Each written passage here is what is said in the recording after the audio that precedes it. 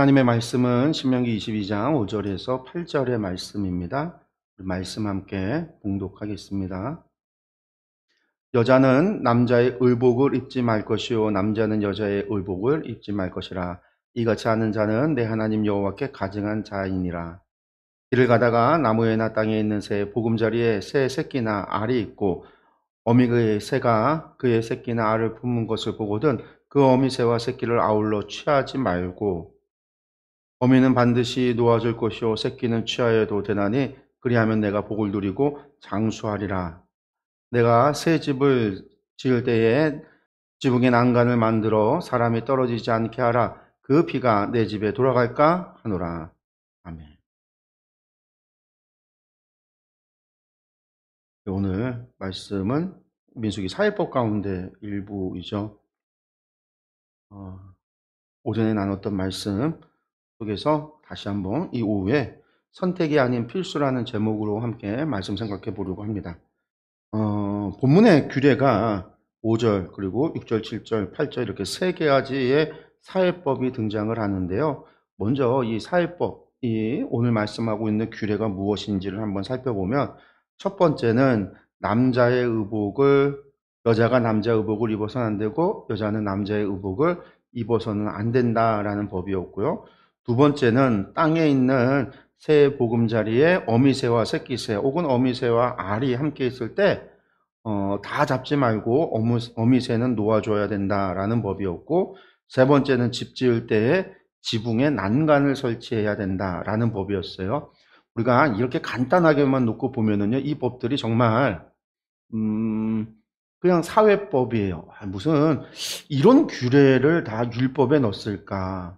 이런 생각이 들 정도의 율법이죠. 우리가 이제 율법 생각하면 막 제사법도 있고 피의 규례, 정결의 규례 막 이런 것들이 있는데, 물론 이제 사회법, 성결법이라고 하는 것 가운데에도 레위기 성결법에는 어떤 것들이 있어요. 그 어떤 죄에 대한 이야기들을 많이 하잖아요.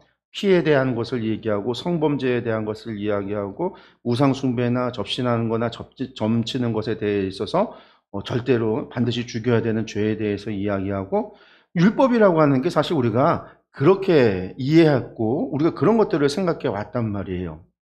그런데 오늘 말씀에 나오는 법들은 우리가 신명기 22장에 나오는 법들, 우리 이제 22장뿐만 아니라 이제 23장에 가면은 정결, 그러니까 그 순결에 관한 규례가 나오고 뭐 계속해서 그런 법들이 나오거든요.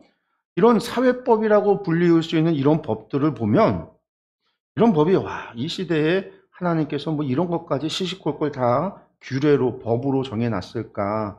법에도 급이 있는데 우리나라에도 헌법이 있고 그리고 이제 대법 그러니까 헌법이 있고 그 밑에 하위 법이 있고 그 다음에 뭐 규례와 조례와 뭐 이런 것들이 다 있잖아요. 그 중앙 정부에서 그러니까 전체 법이 있고 또 지방의 규례, 지방 정부에 따라서 이루어지는 규례 뭐 이런 것들이 또 있고, 그런데 이런 법들이 또 있긴 하지만 법이라고 하는 것에도 뭐 좀 급이 있다라고 우리가 생각을 하는데, 우리가 이제 토라라고 불리우고 하나님의 법이다라고 이야기하고 하는 그런 법에 우리가 상상하고 우리가 가지고 있는 그런 이미지에 비추었을 때 우리가 보는 이런 법들이 참 이상한 거죠. 이게 뭐 하는 거야? 남자 뭐 옷 입는 걸 가지고 남자 여자가 바꿔 입어서는 안 된다고 이야기하고, 새를 갖다가 어미새는 잡지 말라고 이야기하고, 집 지을 때는 난간을 지으라고 이야기하고, 이런 것까지 다 이야기하나 우리가 이제 성경을 그냥 보게 되면 말씀을 그렇게 이해한다라는 거죠. 그리고 이게 무슨 중요하나? 뭐 예수 그리스도의 십자가 이후로 다 폐하여졌고 그냥 없어진 거지 뭐. 몰라 우리가 이걸 무슨 남자 여자 옷 입는데 남자 여자 옷이 어디 있어? 내가 좁고 나한테 어울리면 그냥 어울리는 거 입으면 되는 거지? 뭐 그렇게 생각하고 알 거예요. 그러나 이것이 당시 사람들한테 주어질 때에는 그런 법, 하나님께서 이것을 통해서 하나님이 법을 세우신다라는 거는 그 법에 기초한 하나님의 나라를 만든다라는 건데, 그런 나라를 만든다라고 하는 것에 있어서 사회법들이라고 하는 것은 우리가 생각하는 그렇게 단순한 것은 아니었다라는 거죠. 오늘 세 가지 법을 이해하기 위해서는요, 여러분들 나눠드린 유인물에 제가 일부러 붉은색으로 표현을 했어요. 각 세 개의 법의 맨 마지막에 나오는 문장들이 뭐예요? 내 하나님 여호와께 가증한 자다. 어기면. 두 번째는 그것을 지키면, 어미새를 놓아주는 것을 지킬 때는 내가 복을 누리고 장수한다 라고 말씀하고 있고, 그리고 난간을 만들어라 하는 이유는 뭐냐면 그 피가 내 집에 돌아갈까 해서 하지 마라, 그걸 만들어라, 그렇게 이제 표현한다라고 그랬고, 요 세 가지 이야기를 통해서 우리는 이 법이 의미하는 것이 그렇게 단순한 것들이 아니다라고 말씀을 드렸어요. 기억나시죠? 오전에 말씀을 드렸으니까.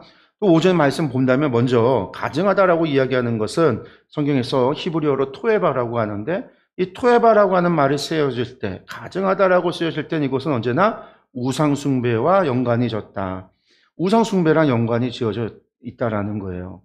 거기에다가 여기 의복으로 번역이 되어 있던 히브리어 켈리는 단순히 옷을 얘기하는 게 아니라 남자가 사용하는 물건과 여자가 사용하는 물건이 있다라는 거. 물건이라는 의미라고, 물품이라는 의미라고 그랬고, 남자 물품과 여자 물품이 있다라고 하는 것이 당시에 지금으로부터 3,400년 전, 그 청동기 시대에 우선 남자 물품, 여자 물품이, 창은 남자 물품이고 집에서 사용하는 식기는 여자 물품이고 이런 구분이 아니라 토에바, 우상숭배랑 연결되어졌을 때 이것이 신에게 점치거나 신에게 제사하거나 가정신에 예배를 드리거나 하는 형태의 우상숭배와 관련이 있는 행위다라는 거예요. 그래서 이거는 이스라엘 사람들은 이 이야기를 들을 때 남자 물품과 여자 물품을 바꿔치기 하지 말라, 바꿔 사용하지 말라 하면 이거 지금 우상 숭배를 이야기하는구나, 이야기하면 이들은 알아들었다라는 거죠. 그리고 그것을 행하는 사람은 토해바다, 하나님 앞에 가증한 자가 된다 라고 하시는 하나님의 율법을 그냥 들으면 알 수 있었다라는 거예요. 그래서 이제 제가 오전에 말씀드렸죠. 그것이 그들의 생활 속에서 이루어지는 우상 순전을 찾아가서 바알의 신전을 찾아가고 아세라의 신전을 찾아가고 뭐 담무스의 신전을 찾아가는 그런 우상 숭배의 참여, 신전의 참여 찾아가서 신전의 제사장들을 통해서 드려지는 제사 행위뿐만 아니라 자신의 집에서 자신이 점을 치기 위해서 혹은 자신이 집안에서 신에게 빌기 위해서 하는 모든 행위를 하나님께서 지금 금지하고 있는 것이다 라고 말씀을 드렸어요. 그래서 그것을 오늘 우리에게 적용한다면 우리의 삶 속에 있어지는 모든 미신적인 것들, 우리가 그냥 풍습이라고 이야기하면서 따라왔던 것들, 혹은 우리가 지금까지 해오던 것이라고 해서 따라왔던 것들, 이러한 것들을 전부 다 타파해야 된다. 그런 미신으로부터 우리가 자유해야 된다 라고 하는 이야기를 제가 오전에 말씀을 드렸잖아요. 그럼 우리가 이제 그런 것들을 생각해야 된다라는 거예요. 저는 이제 얼마 전에 저희 집에 이제 어머니 기일이 맞아서 어떻게 할 거냐 했어요. 그랬더니 제사는 전부 다 음력으로 드리니까 음력으로 한다는. 아무리 생각해도 추석 앞두고 하면 이틀 뭐 이 3일 앞두고선 하면은 제사 때 아무도 어머니 기일에 추도 예식 때 아무도 안 올 것 같아서 그 이후로도 계속 그럴 것 같아서 그냥 양력으로 하고 우리가 음력으로 하지 말자. 아버지한테 말씀을 드렸어요. 그랬더니 누군가는 그러더라고요. 제사는 음력으로 해야 된다고. 그런데 제사를 음력으로 드리는 이유가 있어요. 뭐가 있냐면 귀신들이 대낮에 못 다니잖아요. 양력으로 해놓으면 태양을 보고 날짜를 계산해야 되는데 이 귀신들이 낮에 태양을 낮에 못 돌아다니니까 날짜 계산이 안 돼서 자기 제사밥을 못 먹으러 온다는 거예요. 음력으로 해야 밤에 달이 기우는 걸 보면서 날짜를 계산해서 자기 밥 찾아 먹으러 온다는 거죠. 그래서 음력으로 한다는 거예요. 그래서 음력, 그게 무슨 의미가 있어요? 아무 의미가 없죠. 귀신이 있다라고 믿는 사람들이나 그렇게 하는 거지. 어머니 천국 가셔서 잘 계시는데 무슨 한국에 지금 내려오셔서 여기서 제사밥 먹겠어요. 천국에서 더 좋은 곳으로 행복하고 계실 텐데, 행복하게 계실 텐데 뭐하러 그러냐고요. 우리가 이런 것들이 전부 다 우리가 이게 단순히 풍습이 아니라 풍습을 만들어내는 기저에 담겨있는 미신적인 것들이 있다라는 거예요. 이것에 이야기하고 이것을 주장하고 이런 거에 사로잡혀 있는 사람들은 그냥 무조건 계산해야 된다는 거예요. 이사 갈 때도 손 없는 날을 계산해, 귀신 없는 날을 계산해야 되고, 결혼을 해도 좋은 날을 잡아야 되는 거고, 되길 좋은 날이라고 잡아서 결혼하면은요, 다 결혼하는, 보통 요즘 결혼하는 사람들의 80%는요, 교회 다니는 사람들 포함해서 그 좋은 날 잡아서 결혼해요. 그러면 80% 이상은 좋은 날 잡아서 결혼했으니까 다 복 받고 잘 살아야 되잖아요. 근데 그 80% 중에도 이혼하는 사람들이 세고 셌어요. 요즘에 이혼하는 사람들이 얼마나 많은지. 집이 다 잘 사냐? 다 잘 사는 것도 아니에요. 그러면 그날이 뭐예요? 아무 의미가 없는 거죠. 자신들이 어떻게 살아갔느냐가, 어떻게 서로를 사랑하고 부부가 서로를 위하고 어떻게 최선을 다해서 이 세상에서 잘 열심히 살아가느냐가 그들이 살아가는 삶을 결정짓는 거지. 또 그런 삶 속에서 하나님을 믿고 섬기는 사람들이 하나님께서 또 복을 받는 그들의 삶이 결국 그들을 결정하는 거예요. 귀신이 결정하는 것도 아니고 날짜가 결정하는 게 아니고 우리가 태어난 사주가 우리를 결정하는 게 아니라, 사주가 좋은 날에 뭐 왕되는 사주다라고 하면 그날 태어난 사람이 다 왕이 될 수도 없잖아요. 다 엉터리. 통계적으로 만 분의 일 뭐 그렇게 하나 될까 말까, 그렇게 될 수도 있고 안 될 수도 있는, 우리가 이제 그런 것들에 사로잡히는 모든 행위를 우리가 하나님께서는 그 모든 것도 토해받아. 하나님의 백성은 하나님을 믿고 하나님을 의지하고 살아가야 되는 거죠. 하나님께서 우리의 인생을 책임져 주시니까. 그게 또 6절과 7절의 말씀이라는 거예요. 당시 시대에는 먹을 게 부족하잖아요. 그래서 당연히 나아가서 사냥을 해도 다 잡아와서 가족의 배를 불리기 위해서 모든 동물들을 사냥해서 가지고 오는 게 정상인데, 새끼하고 어미하고 먹을 게 뭐가 더 있겠어요? 어미를 잡는 게 합당한데 어미를 놔줘라. 왜 그러는가? 왜 그게 장수하느냐? 복을 받고 장수하느냐? 하나님께서 그것을 약속했기 때문인 거죠. 하나님께서 약속했다라는 얘기는 하나님께서 너에게 복을 주고 내가 너에게 장수를 주겠다라는 거예요. 뭘 하면? 하나님의 명령을 지키면. 그래서 신명기서에서도 이와 동일한 법은 하나님의 규례와 명령을 지켜 행할 때에 하나님께서 뭘 주신다? 장수의 복을 주신다. 복을 주신다라는 거예요. 그래서 신명기에서 이야기하고 있는 게 다른 게 아니라 하나님의 말씀에 순종하는 사람들이, 하나님의 말씀을 따라 살아가는 사람들이 하나님께서 약속하신 복을 누리고 살아간다라는 거죠. 하나님은 그걸 말씀하고 계시는 거예요. 우리가 애쓰고 노력하고 아둥바둥 하는 거, 그래 봐야 하나님께서 우리에게 복을 주시지 않으면, 복을 허락하지 않으면 그 모든 수고가 헛된 거죠. 그러나 하나님께서 우리에게 복을 주시기로 한다면 세상에 줄 수 없는 복을 우리에게 주신다라는 거예요. 그게 하나님의 약속이에요.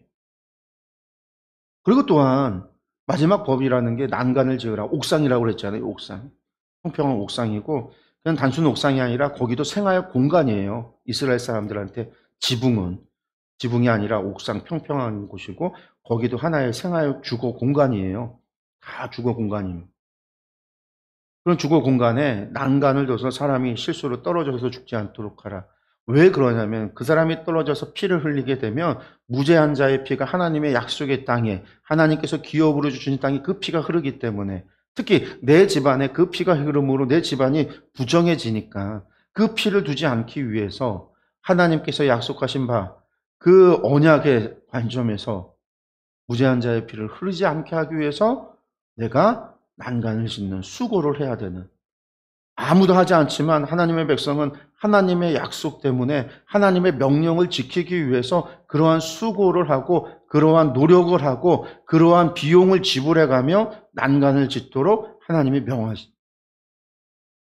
명령을 지키고 언약을 지킴에 있어서 최소한의 우리가 지키고 행해야 될 노력과 수고가 있다라는 것을 또 말해주고 있는 거죠. 오늘 말씀이라고 하는 것이 그렇게 이 세 가지 율법을 가지고 제가 오전에 이러한 말씀들을 드렸어요. 그래서 이 세 가지 율법이라는 게 단순한 사회법이 아니라 당시 사람들에게 있어서 이것은요, 하나님의 언약의 관점에서 읽어야 되는 거고 하나님의 언약과 관련이 되어져 있는 거죠. 그리고 그 언약에 언약에 매여져 있는 사람들은, 하나님과 언약, 약속한 관계에 있는 사람들은 바로 이러한 하나님의 뜻에 순종하고 살아갈 때에 하나님께서 약속하신 복을 누릴 수가 있는 거고, 그 약속을 어기게 된다면, 말씀에 순종하지 않는다라고 한다면 결국 하나님의 그 약속된 복을 누릴 수 없게 되는 거예요. 도리어 하나님께서 정하신 벌을 받을 수밖에 없는 거예요. 그래서 말씀에 순종한다라고 하는 것이 실제적이고 구체적으로 하나님께서 요구하고 말씀한 거예요. 이스라엘 사람들에게 있어서 하나님의 약속은, 말씀은 내가 순종하고 나아갈 때, 하나님 말씀에 내가 순종할 때 나는 언약의 백성으로서 하나님께서 약속하신 바를 누릴 수 있는 자격이 주어지는 거죠.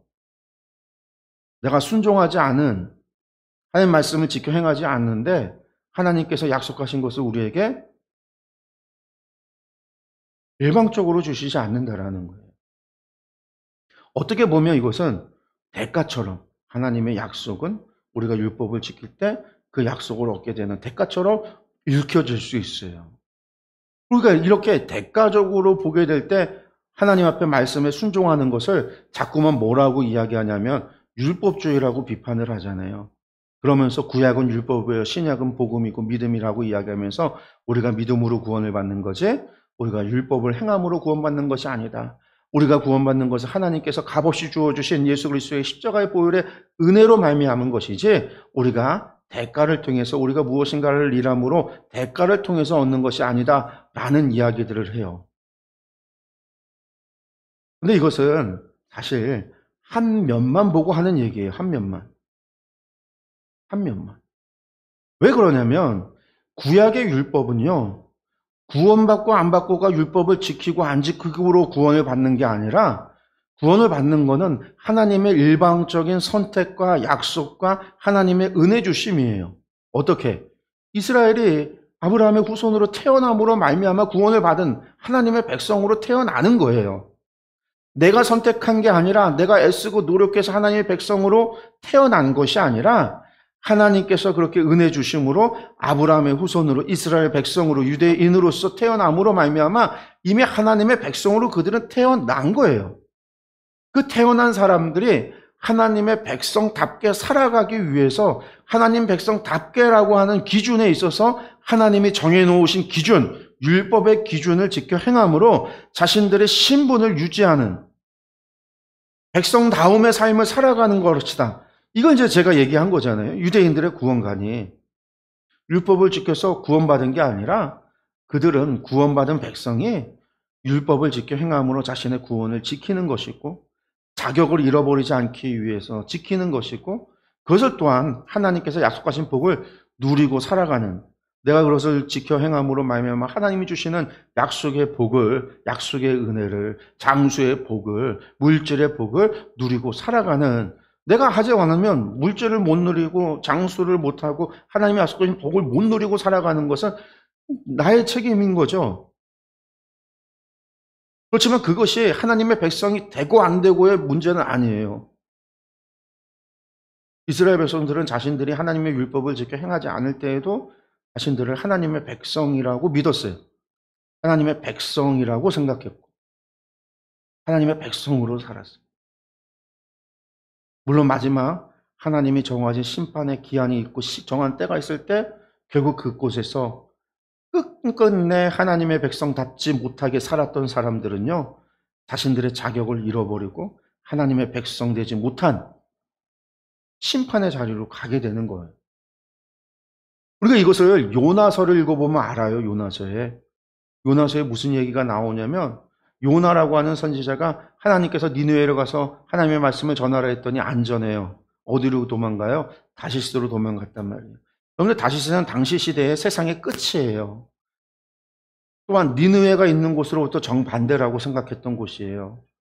하나님의 말씀에 순종하느니 나는 세상 끝으로 도망가겠다고 도망간 거예요.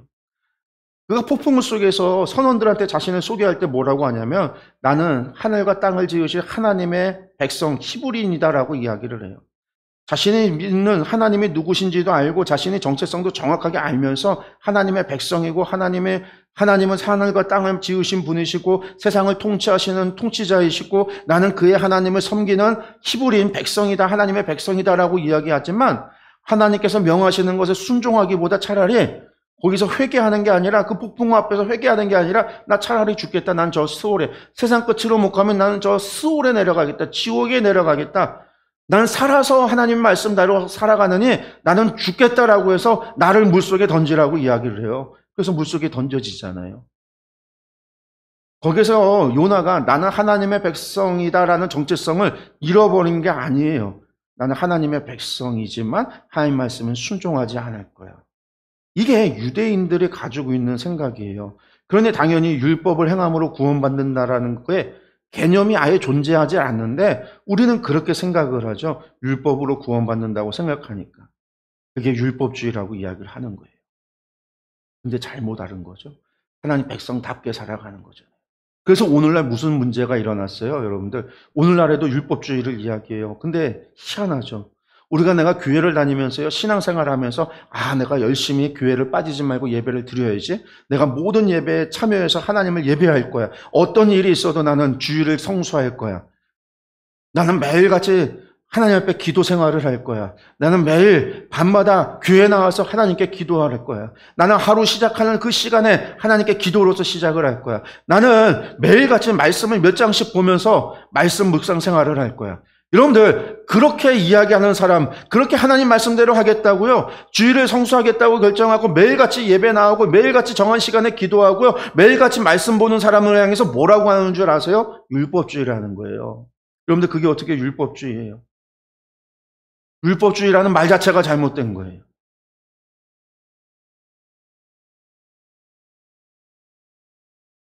그렇게 행동하고 그렇게 신앙생활 하려고 결단하고 그렇게 살아가는 사람을 향해서 율법주의라고 손가락질하면서 바리새인 같다고 손가락질하면서 자신은 어떻게 하는 줄 아세요?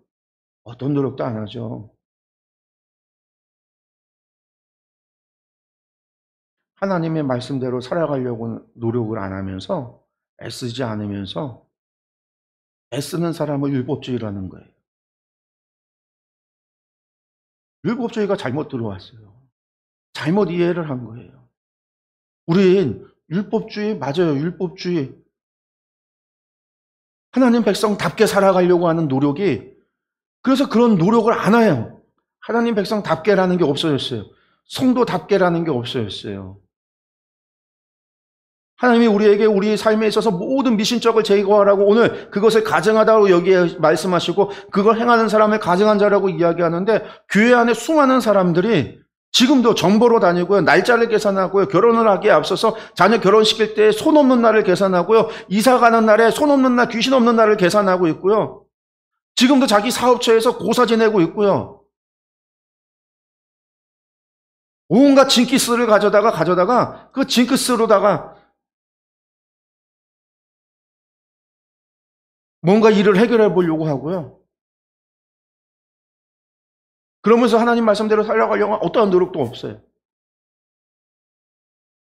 하나님께서 사람의 생사복을 주관하신다라고 이야기하면서 하나님께서 우리의 인생을 주관하신다라고 이야기하면서 매일같이 정정긍긍하면서 그놈의 돈 몇 푼 더 벌기 위해서 돈 벌려고 애쓰는 게 나쁘다라는 게 아니라 불의를 행한다라는 거죠. 불의를 행한다라는 거예요. 이상하게 왜 기독교인들이 수장이 되면 왜 자꾸 안 좋은 일들이 벌어져요?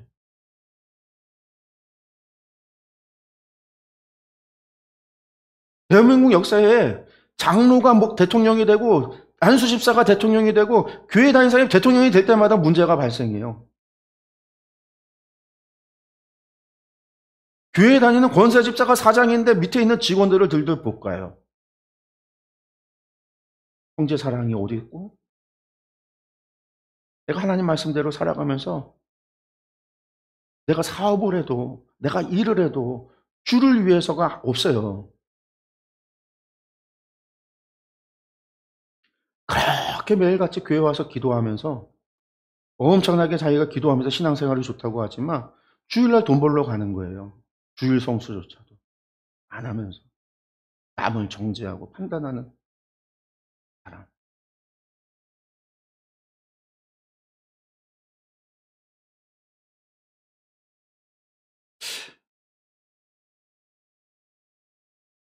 근데 오늘 하나님은 말씀 뭐예요?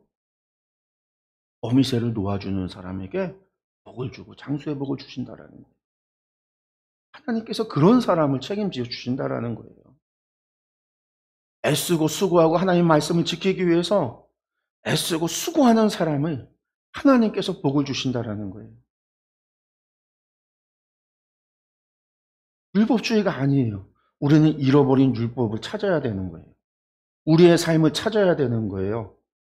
오늘 말씀에 제가 선택이 아닌 필수라고 그랬는데 우리가 신앙생활을 하는 성도로서 우리가 그리스도를 따르는 그리스도인으로서 하나님의 백성으로서 우리가 하나님 말씀에 따라서 살아가는 것, 하나님 말씀에 순종하는 것은요, 선택사항이 아니에요. 해도 되고 안 해도 되는 게 아니에요. 주일만 하고 나머지 6일은 안 해도 되는 그런 게 아니에요. 교회에서는 지키고 나의 사업하는 데는 안 지키는 것, 그런 게 아니에요.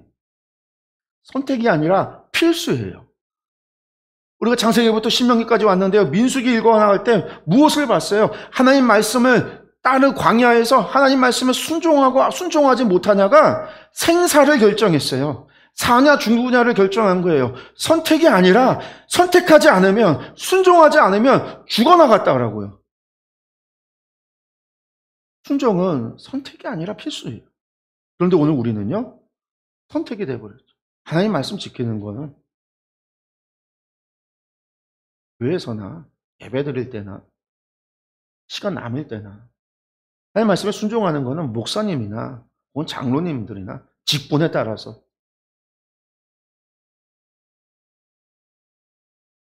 오늘 여러분 하나님께서 그런 것을요 토해봐 하세요. 가증하게 여기세요. 우상 숭배와 동일한 가증한 것으로 여기세요. 하나님의 말씀에 순종하지 않는 것, 하나님 말씀에 순종하지 않는 모든 행위, 여러분들 그것이 하나님 보시기에는요 가증한 거예요. 하나님의 말씀에 순종하지 않는 자가 어떻게 하나님의 백성일 수 있고, 하나님 말씀에 순종하지 않는 자가 어떻게 하나님의 언약 가운데 존재할 수 있겠고, 하나님 말씀에 순종하지 않는 자가 어떻게 하나님의 자녀일 수 있겠어요. 그래서 예언서를 보면요 하나님이 수없이 말씀하시잖아요. 내가 도대체 너에게 뭘 잘못했길래 너희가 나에게 이러느냐. 불순종하는 이스라엘을 향해서 하나님이 하신 말씀이에요. 소도 그 주인을 알아보는데 이스라엘 너희는 내 자녀라고 했는데 자녀가 어떻게 아비한테 이럴 수 있느냐, 나한테 이럴 수 있느냐. 하나님이 하신 말씀이에요. 근데 그게 이스라엘만을 향한 말씀이 아니라 오늘 필수가 아닌 선택으로 사는 우리에게도 하시는 말씀이에요. 하나님 말씀에 순종하는 것을 선택 삼아서 하고 싶은 거는 행하고 하고 싶지 않은 것을 하지 않으면서 쉬운 거는 하고 어려운 거는 하지 않는 그러한 삶을 하나님께서 가증히 여기시는 거예요.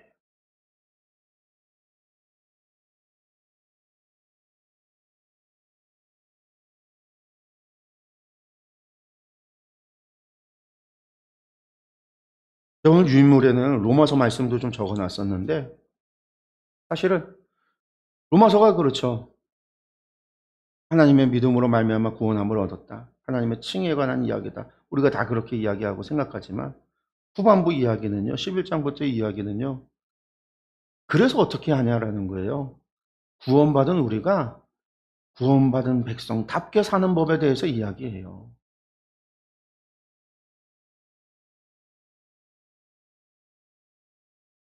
12장 14절에서 21절까지의 말씀이요.